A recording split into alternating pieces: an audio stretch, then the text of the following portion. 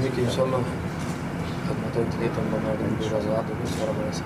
تشکر بسیار. تشکر. باز هم یک دنیا سپاس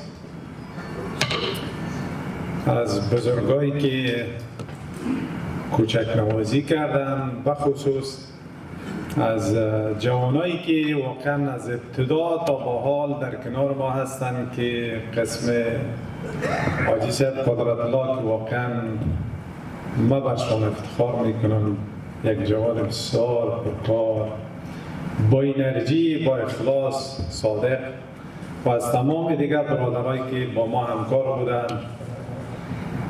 باز بخصوص صحبت الله جان عزیز، واقعا تمامشون، چون وقت کم است نمیشه که یک نام ببریم، تمامشان در کنار ما بودن و در تمام امورات همراه ما همکاری کردند و همچنان از تمام مسئولین امور در ولایت تخار که از اول تا به حال ما را همکاری کردند، یاری کردند، در کنار ما بودند، یک دنیا سپاس. و همچنان از عضو فامیل ما که حاجی صاحب نقیب الله کاکای ما هست، حاجی صاحب نجیب الله و حاجی صاحب عبدالقیوم که هم شوهر ما و خسر ما هستند، از مولوی صاحب مفتی احمد سعید و از کاکای بزرگوار ما هجری صاحب که همه با نامشان آشنا هستیم، دیگه بزرگوارا، چون گفتم وقت کم است، ما با کمک یاری الله تا به اینجا که رسیدیم. تمامش اینمی مشوره‌های از یا بوده و تشویق‌های از یا بوده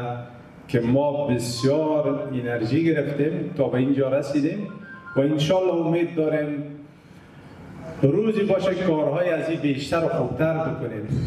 و ما همیشه از دوستای ما، از تیم ما، تقاضای ما همی است که اگر خدای ناخواسته یک روزی، و چون انسان از شاید فردایی نباشه، ولی همیشه تقاضای ما از یایی است که همی را ادامه بدیم. اگر ما باشیم نباشیم، کوشش بکنیم که در کنار مردمتان باشیم. یک چیزی را ما بنیاد گذاشتیم، تهداب گذاشتیم، ولی شما کوشش بکنین که اعتماد مردم به دست بیارین. اگر فردای ما هم نمی باشیم، شما شانه خالی نکنین، کار اعلان نکنین، انشالله که به پیش برین. و من مطمئن هستم کسایی در کنار ما هست انشالله که هم چکار را تواناییش دارن. باز هم از تمامتان تشکر. سلام علیکم و رحمت الله. سب جای ندیم، یک تندیسی دیگر هم داره از آقای سید امین هجری سید گرامی تقاضا میکنیم تا تندیسشان بیارن و آقای سید تفریز بکنن.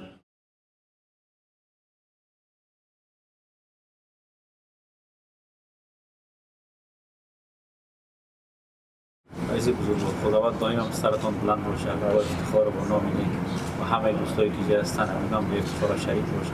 خداوند با این که از این جواب باشه. تشکر. تنها بر من نیست که تمام از بزرگایی که اینجا هستن یا واقعا مثل پدر در کنار ما بودن، ما بودن، انجوریشان، بکایشان بودن، تشویقهایشان بودن، تشکرهایشان بودن، این ما تا اینجا رسید.